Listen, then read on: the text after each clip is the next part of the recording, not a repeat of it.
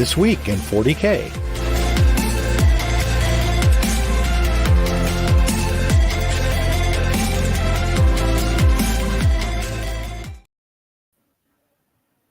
Welcome to This Week in 40K. I'm Colin and he's Billy, and we're back yet again to update you on everything that you need to know about competitive 40K for the last week. How the heck are you doing, Billy? I am doing wonderfully. Yourself? I'm all right. Thoroughly enjoying football season. Yes. Football is good. The 49ers are good. My fantasy team is historically world class. I'm winning my family's picks pool. All things are good. And as a note, the picks pool sounds not impressive as a thing to be winning. We pick every single game against the spread, and we do it to prove to ourselves. Specifically, it started with my dad and me about, 10, 15 years ago at this point, that we watched so much football, but we needed to prove to ourselves we should never gamble. And I think over the past 15 years, both of us are about 10 games under 500. So you can't even just go against our own picks and make money. But it's fun. It's a good way to bond with the family. Fair enough. I actually want to give a shout out for a video game, which I think is a weird thing, and not at all related to 40K. However, it is squad-based tactical combat. I don't normally shout out games, but when I was a kid, there were two games called Jagged Alliance 1 and 2. And it was a XCOM kind of equivalent where you're on an island with a terrible overlord and you're trying to manage mercenaries to go take over the island. The mercenaries were funny 90s stereotype characters and from like action movies, and it was really a lot of fun. And the turn-based management of taking over zones and building an economy and then going in and doing the XCOM style turn-based combat was amazing. And I played a ton of these games, and then I never thought about them much at all because there was never anything else. 25 years later, they've made a third one.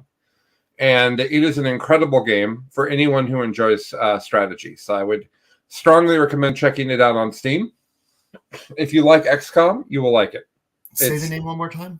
Jagged Alliance 3.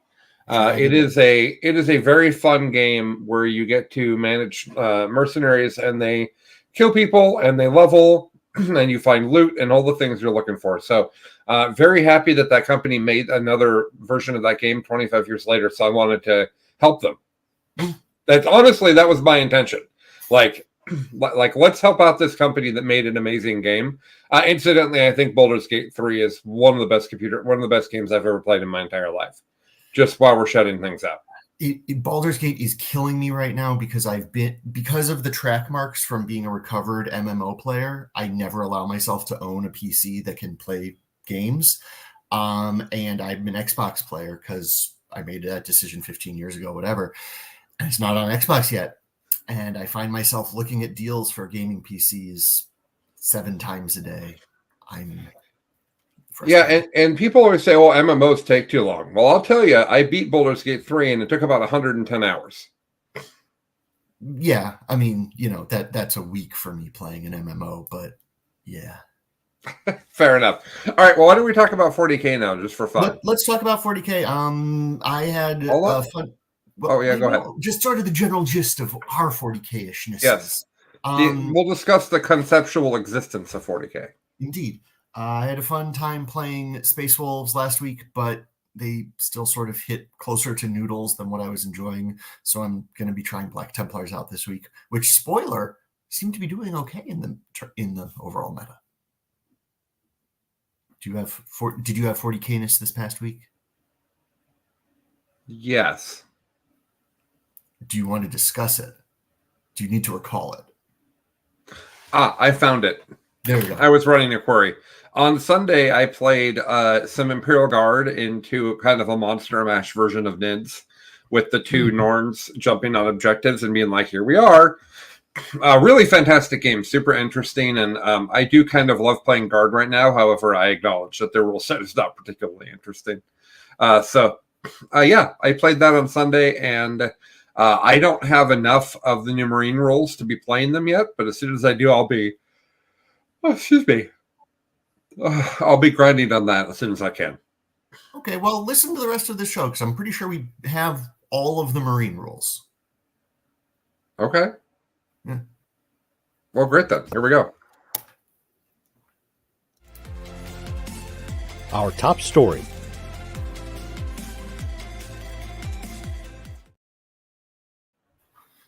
What's our top story, Billy? That said, I'm a terrible teaser because our top story is actually the London GT.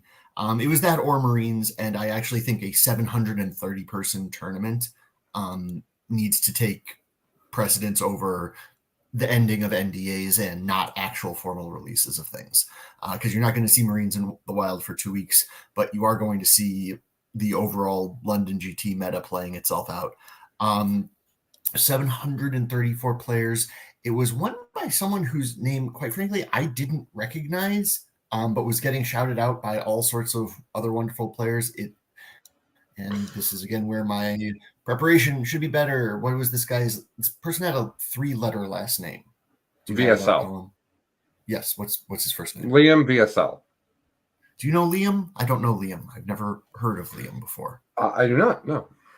Okay. Well, plays on Ignite was getting shouted out all over the place, going 9-0 at a 734 player event where, if you scroll through the rest of, the attendees, it's at least all of the best UK players, if not, a bunch of other folks from the US and the rest of Europe. So congrats to Liam.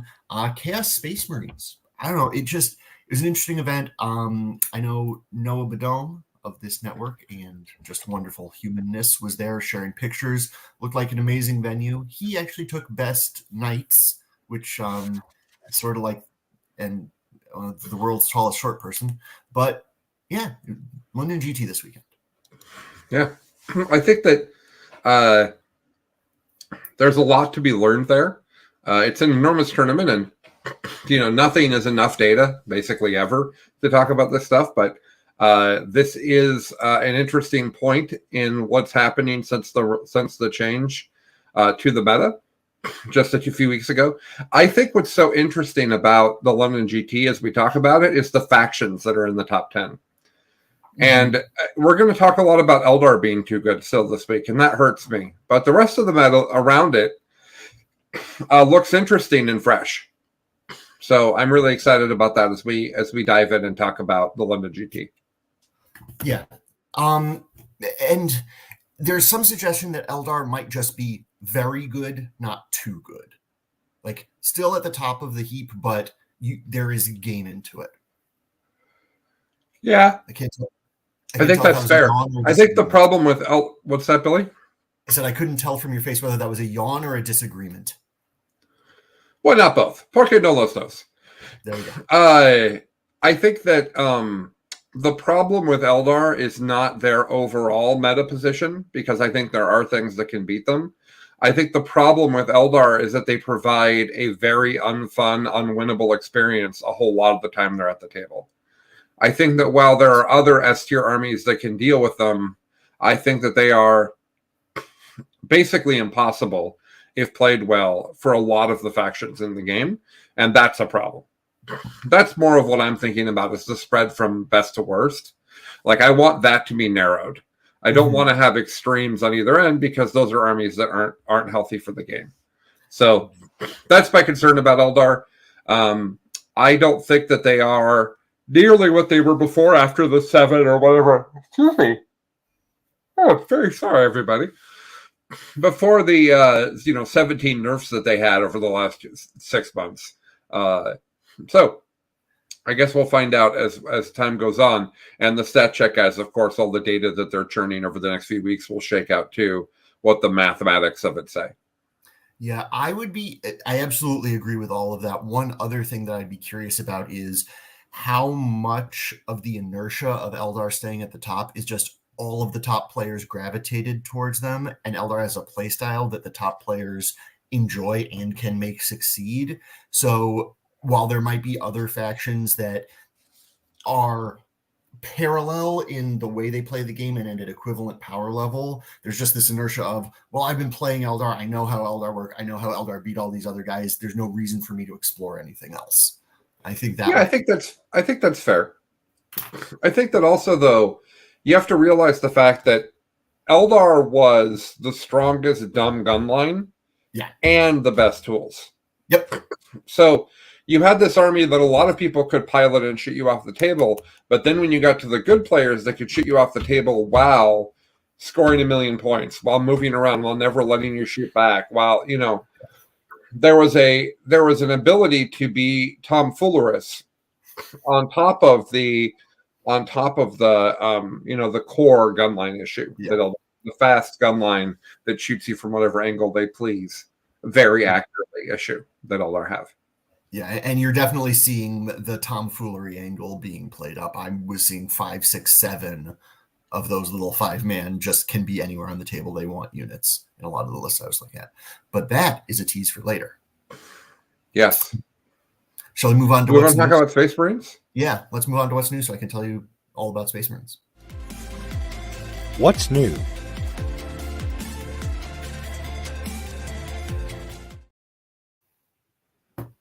What's new, Pussycat? So both, again, just to reiterate, we do not get pre-release information. If you want us to, and you want us to tell you in much more detail what's new, tell all your friends to subscribe to this network, and we will get that information. And I promise you, we will do a wonderful job walking you through everything that's new.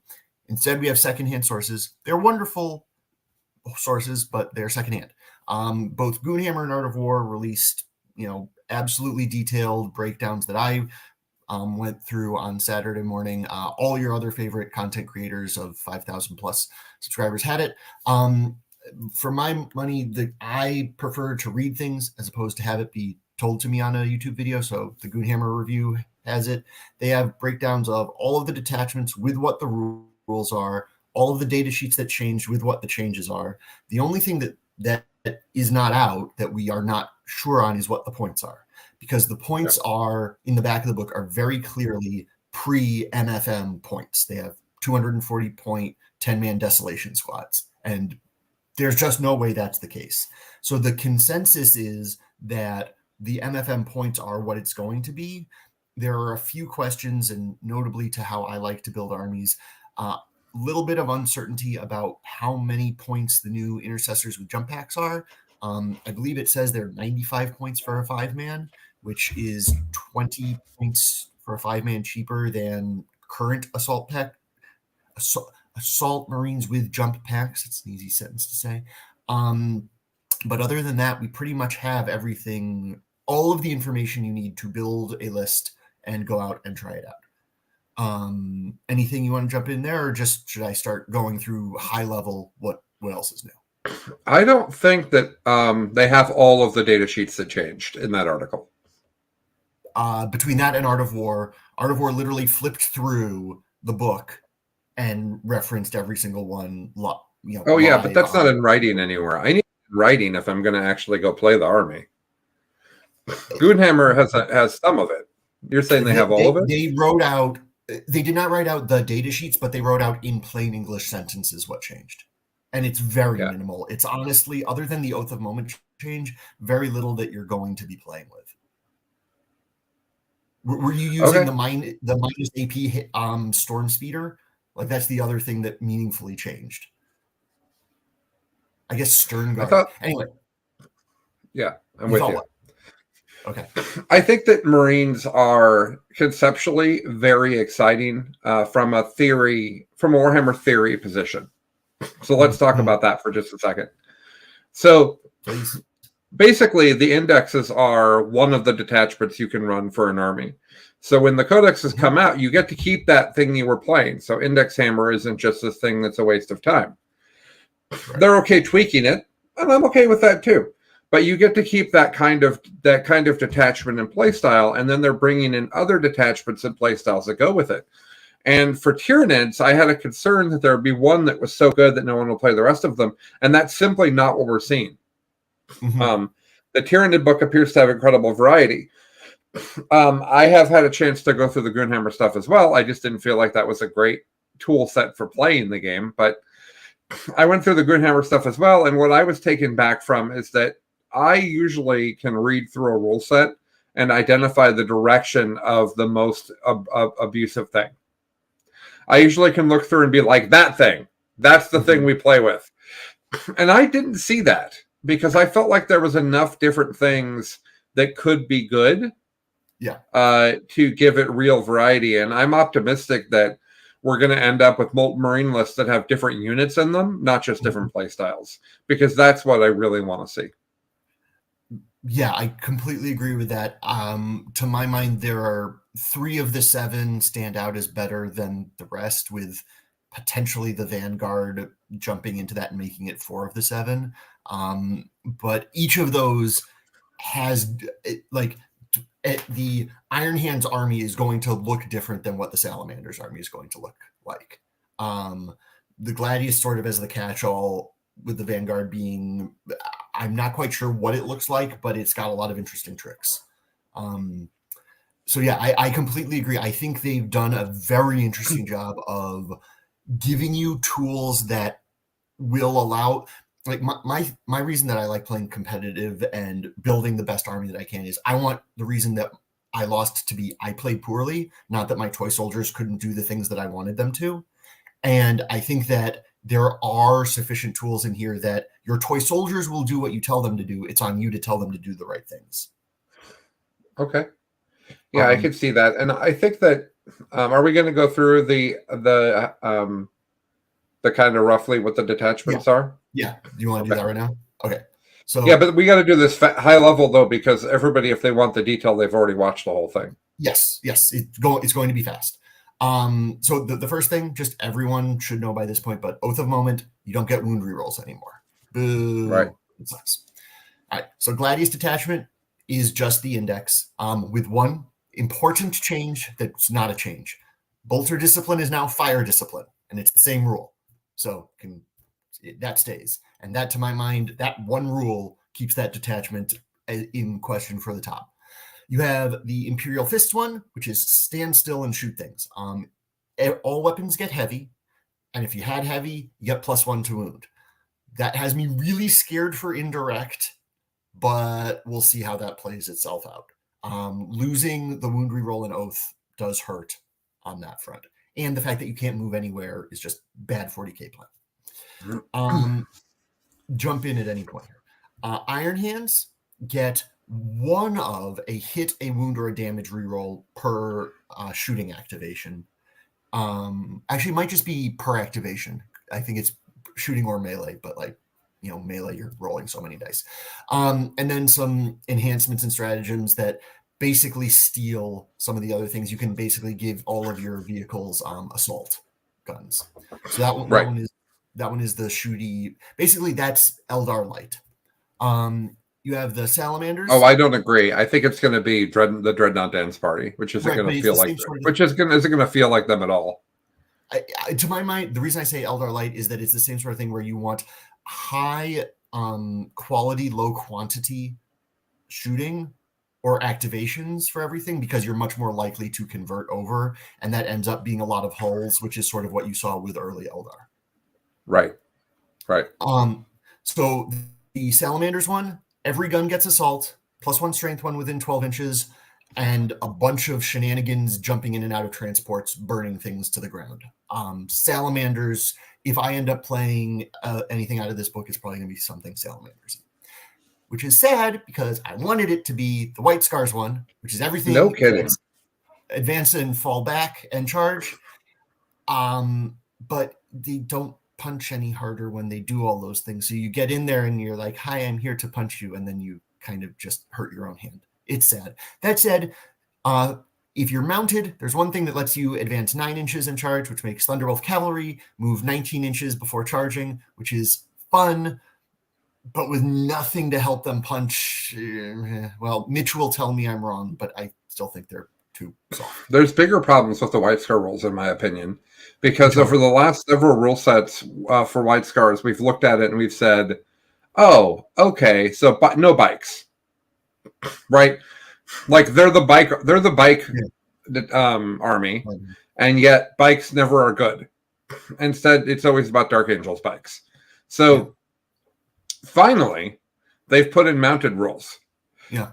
And they've made White Scars able to take their bikes and do things with them. And as a combo with that, they've removed almost every bike from the game. Mm-hmm. So there are enhancements for mounted only models, and the only model in the game that can go on is a chaplain on bike, Primaris chaplain on bike. Yeah. That's terrible design, unless we're about to get new bikes, but I don't think so because the Codex just came out. Yeah. So I'm not interested in playing an army that is mounted focused, that has one character and like two different things they can take, two different models they can take. I think that's frustrating. I actually feel a little bit like I'm being trolled. Yeah. Well, I mean, the way to fight back on that is to buy all the Thunderwolf cavalry and try it, and then realize you still can't go through a wall. I don't need to try that. Yeah. You have me for that, and Mitch. You have Mitch to do it successfully, me to do it unsuccessfully and wonder how Mitch does it successfully. He's a better player than I am. All right, moving on, because there's a lot to talk about this week. The Raven Guard one is basically -1 to hit if you're beyond 12 inches, and then all sorts of redeployment. Always in cover. Yeah, always in cover. There's just a bunch of shenanigans in that one. I don't think it's enough durability stuff to make it work, but it might be. It might just be enough durability and shenanigans that there's something busted there, because you can infiltrate any infantry squad. So anything that can take a leader can start 9 inches off your opponent's deployment zone. As we've seen with Aberrants and GSC, that can just polarize some matchups and be like, here's a coin flip. 50% of the time I win, 50% of the time we have a game. And here's the 10 Terminators that are starting 9 inches from your deployment zone. Yeah. Right. So that might be good. And then finally, the First Company Task Force, which is all of the veterans getting once per game Old Oath of Moment, and some other stuff where the enhancements are sort of Space Wolves-y once per game, really buffing their unit. Spoiler, if you want to do that, play Black Templars and do it better. Those are the detachments. In terms of changes, you had Stern Guard who are not as good. You got Terminators who are also slightly not as good. Basically, like a bunch of the new models actually got their rules nerfed from the Index to the Codex. Thunderfire Cannons are gone. Scout Snipers are gone, and now Scouts are just like one sniper rifle per, and they don't get the lone operative thing. The -1 AP Storm Strike can't hit monsters and vehicles, which makes me wonder why you would do it. But somehow the +1 to wound one is still fine. Well, the +1 to wound was always on monsters and vehicles only, so they wouldn't have changed that. Tactical squads are now the only thing in the Codex that can combat squad. And then we have this guy will be in every army that Marines take, is the new lieutenant with combi weapon that came in the Leviathan box. Basically, he picks an objective, and you get reroll 1s to wound against people on that objective, which is just really useful for a lone op guy who can run around for 70 points. Those are the changes. Like I said, the thing that I just need to know to build lists are the new intercessors with jump packs 95 points for a 5-man. Am I saving 50 points on that unit that I was taking or not? That said, I'm trying Black Templars today, which are just, I had all of those rules before, and it's just worse because my oath is going to be worse. But I still think they're good. All right. Well, I am excited about two things. I'm excited to try Iron Hands, but the reality is Iron Hands is probably not enough jank for me. I can peruse the rules, and my brain says, "Ooh, this is neat," and then my brain says, "Is it though?" So I don't know that that's where my yum will be. I think that Salamanders is where I'm going to be at. I think Salamanders is where I'm going to start. Yeah. So. But yeah, I'm God, there was a GT in 2 weeks and I wanted to go, but it was the day that the Marine Codex comes out and I couldn't figure out what I would take other than that. Like, I didn't want to play Eldar, and I don't have the Tyranids ready for the new stuff. So anyways, it's a weird meta time for me. I'm probably going to spend more time on Space Marines until we get for their books. Okay. Yeah, that's fair, and that's all right. Let's talk about what's winning.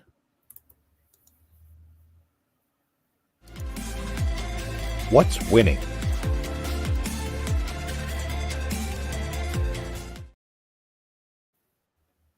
Turns out I was muted. No, I didn't know that. Let's do it. You said. Let's talk about what's winning. Yeah. What's winning?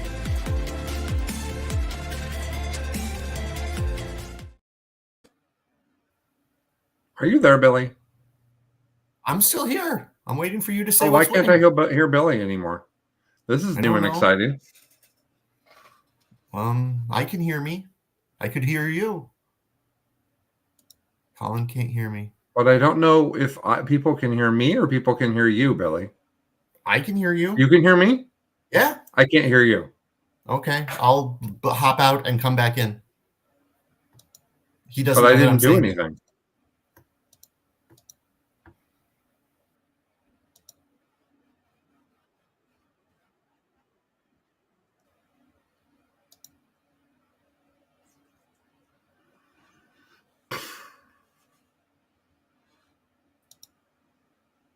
Can you hear me now? Colin can't hear me now, guys.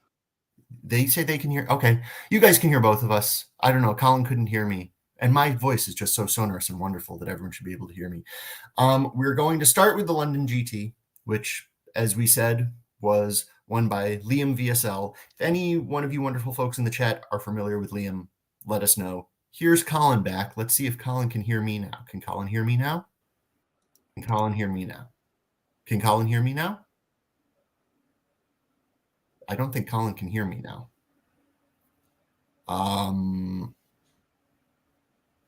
Okay. This is fun and good radio. So Liam won. I'm just going to keep going, and Colin looks like he's trying to do his tech support. If I start hearing Colin, I will just stop talking. So Liam VSL won the London GT with Chaos Space Marines. Liam went 9-0. That is an incredibly impressive accomplishment. And if you look at who he had to go through, it was a legit 9-0. Like, he wasn't getting pairing help here.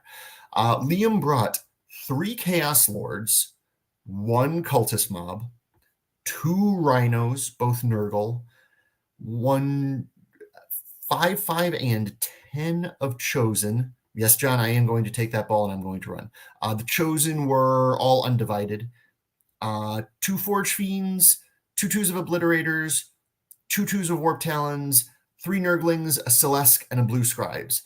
So the interesting thing here, Colin, I think, is still tech supporting himself. No, I think I'm here. Can you hear me? I can. The problem is that my headphones died. Like, not they're low on batteries. They just died. Like, my headphones are like, it's been a lot of years, bro. We're done. Like, and I couldn't. I went to YouTube and was playing. Like, I couldn't figure out why I was getting no sound, and then I unplugged them, and it's like, oh, well, that was straightforward. So if you're getting feedback from me, Billy wouldn't necessarily hear it, but you hear it on the podcast. I apologize. Yeah. So, anyways. Should I would you like to finish talking about the chaos list that won LGT, which I think is what you're doing? Yeah, sure. So just to finish, no Abaddon, very interesting. The rest of the army is largely what you'd expect, although it's not the Dark Commune version, it's the Chosen version. Fair. One thing I saw here, and I think in some other LGT lists, was Celeste, the Demon Prince Herald combo Slanesh, is showing up as just a one of, not as a leader of Demonettes. And that, I mean, it is a beat stick of a beat stick. And it's an interesting little unit that I would be fascinated to hear how it did from other folks, because I was seeing it in a bunch of spots, so it must be good. Yeah, and that's what I got to say about that. I think that CSM winning London is wonderful, because over the past few months, we've talked about CSM hardly at all on the show, which means that they haven't really done well. And over the past few weeks, I've heard murmuring that CSM is actually incredibly good and that the change to the meta only helped them. So to go from that to CSM winning London, really incredible, and gives me really, really sincere hope for the direction the game is going. Second place is Hugo Riccardia, and he has Eldar. So clearly, this is going to be a very different Eldar list, right? Well, it is kind of, because he has a lot of characters. Wayleaper, Farseer, Fugan, who we're starting to see more and more, Solitaire, Spirit Seer, and the Incarn. So lots of characters. No Avatar, though, but the Incarn for sure. Then 2 Night Spinners, which I totally get. I understand that they're a utility piece, but I actually like the damage that they do indirect, and so I can totally see having 2. Also, you can slow 2 things if that's what you're into. Then 1 unit of Swooping Hawks for utility, 3 units of Warp Spiders for killing in utility, and then 10 Wraithguard. Really, really strong list. If the terrain is at all similar to GW, Wraithguard and Phantasm is just not an okay thing that exists.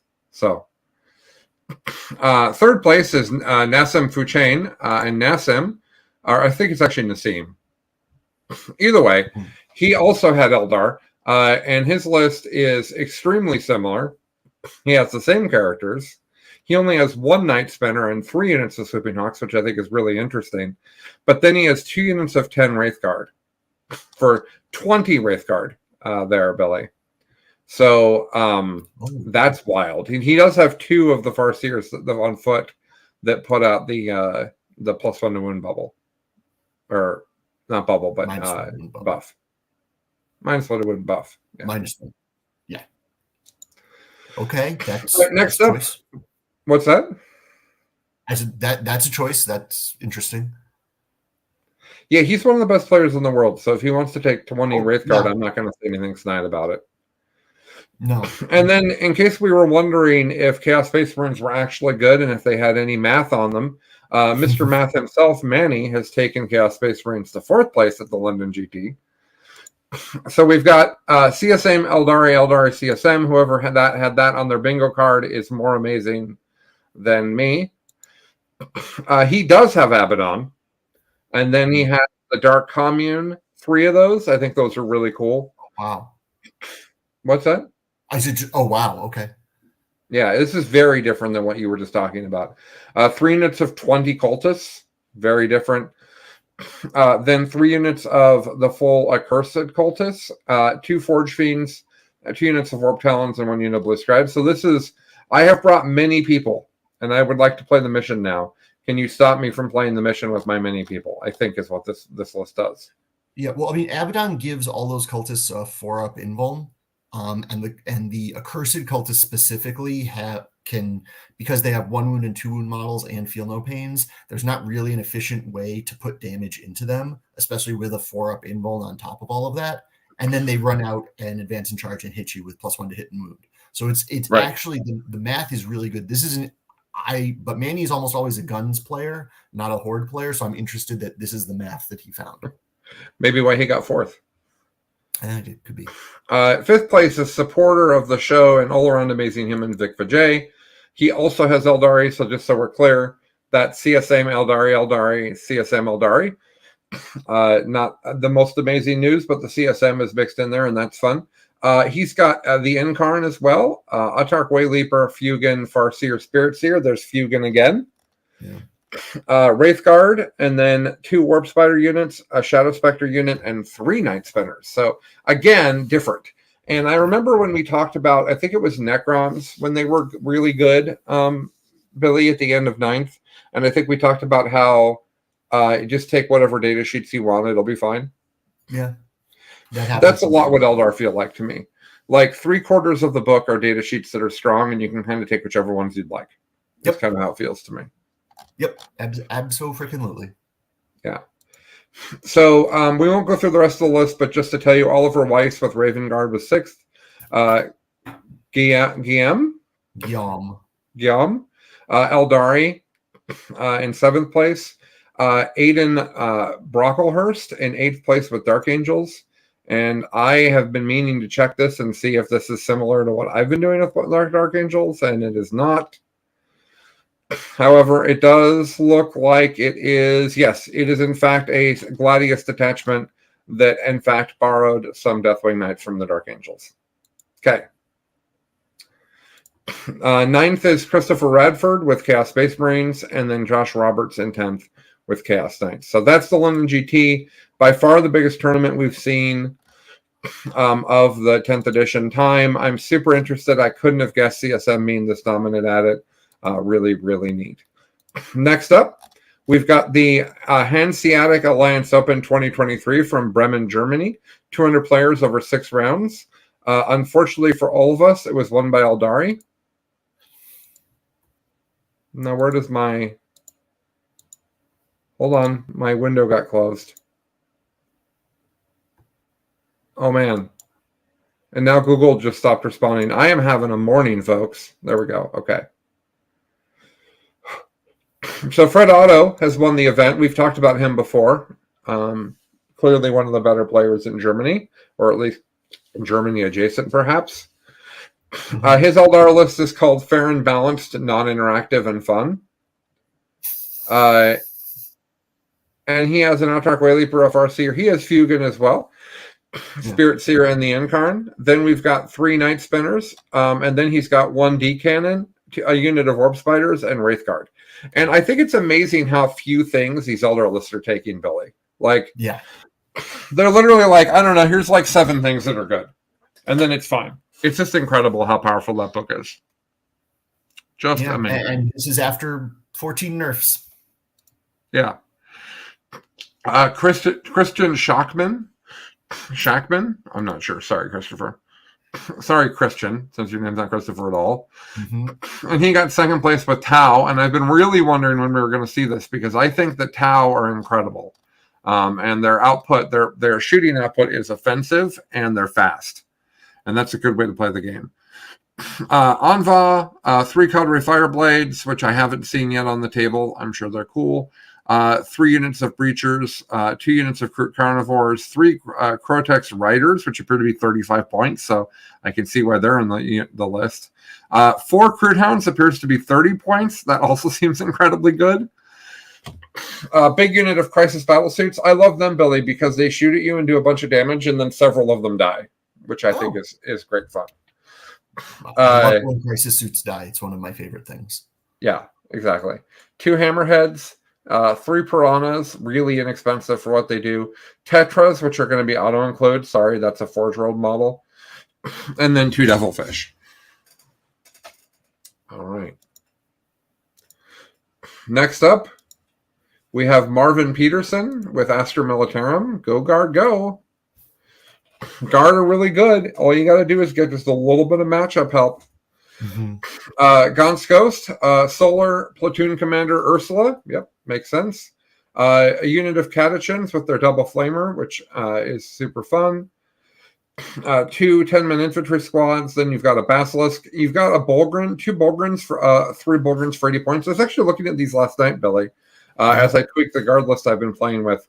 I think their durability and utility in guard for 80 points is actually very good. I think we'll be seeing them more. 2 Hellhounds, then a Luminous Exterminator, which I think is really interesting. I've been playing the Demolisher mostly. That's the one with the Exterminator autocannon. And then 3 Manticores, and then some Attachés, and then 3 Scout Sentinels and a Calidus. Really good guard list, excellent indirect fire. Not this particular guard list, I think, just folds to Knights. I think that you need more... I think that Guard have to take what little strength 12 plus they have.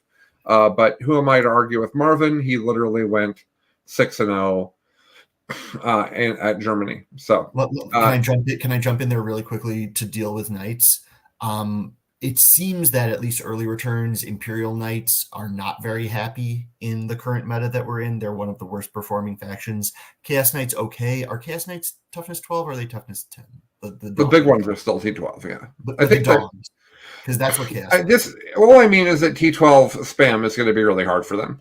more Sure. generic. I just think that right now that might be more a relic of the Pacific Northwest meta, where knights are overrepresented compared to other places. So it might. So Okay. yes, 12 is a problem. That problem might not be one that you're likely to come across more broadly. Okay, fair enough. Next up is Necrons, and the Necron player's name is Valentin Schefter. And he took a Catacomb Command Barge, a Hexmark Destroyer, Illuminar Caesaris, Locust Lord, Orovin the Diviner, Royal Warden, Technomancer, and Transcendent Catan. Those are the characters, Billy. Yeah, they have so many. 2x20 Necron Warriors, a Ghost Ark, 1 Reanimator, 2 units of Crypto Thralls, a Locust Destroyer, and then 3 Heavy Destroyers. This is a lot what we're going to see from Necrons now. It's got some good shooting and output. It's got a lot of really powerful characters. It's got the difficult to kill Transcendent Catan, and then it puts a lot of really hard to move Necron Warrior bricks out on the table. Yeah. Next up is 5th place, which is Fritz Peters. And the reason we don't normally talk about 5th place, but he also brought Chaos Space Marines, and I think that's significant. So just looking at this, it does have Fabulous Bill in it, which makes me happy. Oh, yeah, I like Fabulous Bill. And it does have Chosen in it, and 2 units of Obliterators, and Possessed, and Raptors, and Nurglings. So another Chaos list that has a lot of variety to it, which is really neat to see. And now, since we're running behind schedule, I will shut up and give this to Billy.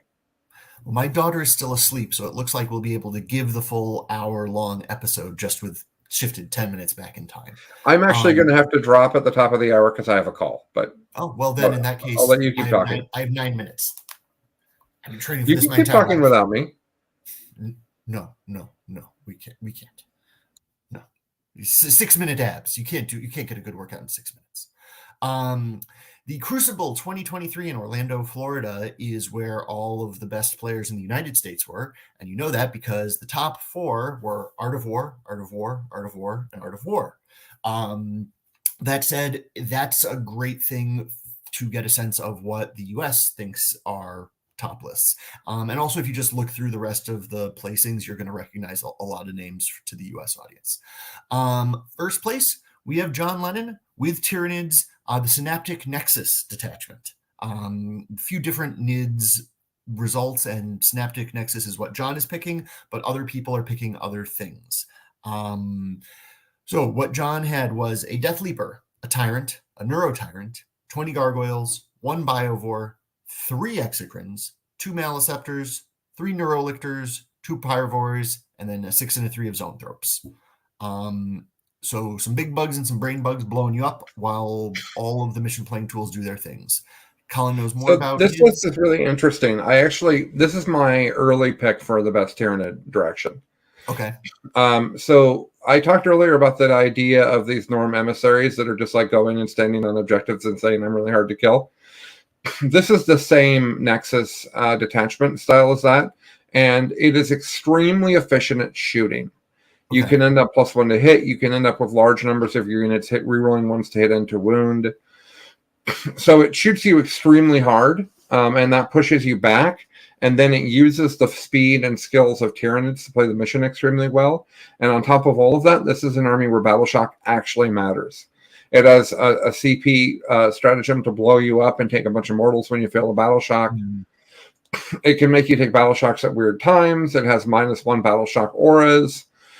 There's just a ton of stuff that it's doing that makes the game really hard. When I played John with that list, I was up by a lot going into the bottom of 5, and he Battle Shocked me off every objective and easily scored and passed me just because of how good the Battle Shock is in that army. So really neat army, really good offensive output combined with reasonable tools, a very powerful army, and John basically went through all of Art of War with it at the tournament. Yeah. So second place, Jack Harpster with Jack Templars. Terminator Chaplain with his 10 Thunderhammer Stormshield Terminators that he makes probably the most durable thing in the game, because they get a 5-up Feel No Pain all the time, and they can Armor of Contempt, and they have a 4-up Feel No Pain to Mortals. So that's not a unit that's going to be shifted easily. 6 Blade Guard Vets that run around in a Redeemer, 3 Redemptors, 2 Whirlwinds, and a Calidus Assassin. So not a lot of pieces on the board, but boy, are those pieces hard to kill. They hit hard. And really, the Thunderhammer, Stormshield, Terminators in Black Templars are a stat check that are just going to be challenging for a lot of armies to play with. Jack is also one of the best players in the world. And so this is a good army, not personally the direction that I'm interested in Black Templars completely, but really good thing to know about. The pregnant pause for Colin to jump in was Nothing. missed, so moving on. Quentin Johnson, third place with Eldari, very similar to what we've heard before. Wayleaper, Avatar, Farseer, Skyrunner, and Spirit Seer, 2 Fire Prisms, 1 Night Spinner, 5 Specters, 5 Hawks, 1 Warwalker, 5 Spiders, 10 Wraithguard. Take whatever you want. Yeah. And then Nick brought Chaos Space Marines as well, and he brought another different take on Chaos Space Marines. This one, I think, is sort of a Nick special. He has Abaddon, he has a Demon Prince with Wings, he has 20 Cultists, he has a Land Raider, he has a Forge Fiend, he has a Hellbrute, he has 4 Obliterators, he has Kairos, he has Celeste, and he has Blue Scribes. So Celeste, as I said earlier, good players are taking it, good beats it.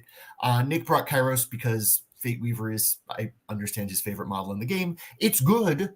I think that's as much just Nick having fun and still being wonderful at the game. And then in 5th place was another Black Templar list, but we don't have time to go into that because we have at least 1 or 2 more events that I want to talk about.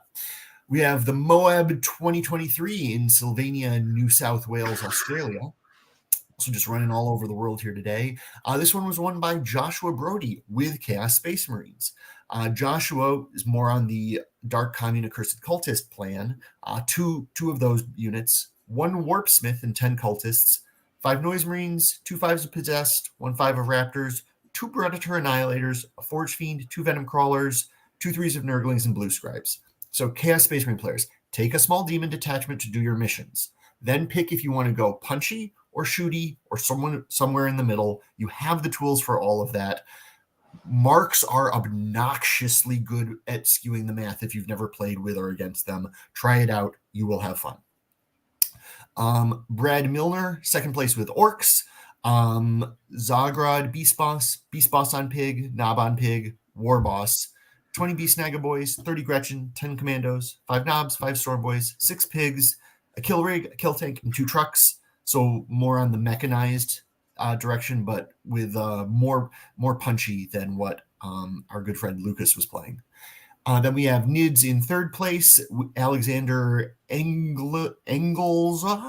Sorry, Alex, not quite sure how to get your last name. This is the Vanguard detachment.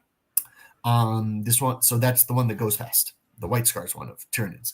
Death Leaper, Neurotyrant, Winged Hive Tyrant, 20 Gargoyles, 10 Termagants, a Biovore, 2 5s of Gene Stealers, 2 regular Lictors, 2 Neurolictors, 3 Molochs, 3 Solo Ripper Swarms, because that's how you take them these days, and then 2 Trigons. That list, that guy is really good at 40K. Okay. That is not a list that someone on here should be like, I'm going to try that. No. You would need to talk to that person about how that list works, because that's a lot of stuff that is neat. Hits like a wet rag, but gets to places. That seems to be how the Vanguard is being played these days. Yep, that's right. It doesn't do enough damage. Yeah, but boy, can it do that! Not enough damage from a bunch of spots. Yeah, very quickly. And then 4th place we have Mihailai Rutkai with Votan. Any Votan lists are worth talking about. This is an Iron Master, Champion of Call, 2 10s of Warriors, 4 Sagatars, 2 6s of Thunderkin, which are the Devastators, a 10 and a 5 of Hearthguard, which are the Terminators, a Land Fortress, which land tanks are a thing, and 2 3s of Bikes. So some good spread down there. No Eldari. Yes, seeing CSM. So maybe that's where we're getting things. And then really quickly, just because I talked crap about Imperial Knights, they won the 40K South Africa Nationals 2023 in Randburg, South Africa, 51 players, 5 rounds. Devin Duplessis won with Imperial Knights. Canis, a Warden, 6 Warglaves, a Calidus, and some Inquisitorial Henchmen, because that's what all the Exaction squads turned into. 2nd place, Anthony Berrettino with Dark Angels that are a Gladius that borrowed 10 Deathwing Knights. Jean-Louis Van Niekerk won with Necrons, 2 10s of Lichguard, and then all of the shooting. And then Bernard Marchand with World Eaters, Angry Ron and his friends that came running at you. And that's the last event that we're going to talk about. Although Goonhammer had their event up in Winnipeg, and it was won by Logan Antonin with Tau, James Kelling second place with Eldari, Justin Seeger Delorme with Death Guard, and Kyle Thompson with Deathwatch. I'm sure they. Yeah, this is really exciting. I think the show's only going to get a lot more fun over the next few weeks. Yeah. John's list is really powerful, but other people aren't playing it, and now there's an issue of it being countered. Right, people now have to figure out how to counter what John's doing, and meanwhile, the rest of the meta is going to be talking about CSM, which is going to be really interesting. So, come join us next Tuesday live, or listen to the show. Remember that you can find us wherever you find your podcasts. You can find us wherever you find your YouTubes, and we'd really appreciate you subscribing in both places. If I'm being perfectly honest. So, thank you everybody for joining us today. Billy and I love doing the show. For Billy and Colin, because I'm Colin because somebody has to be. Well, I really messed that up. We'll be back next Tuesday. Thank you, everybody. Bye-bye. Bye-bye.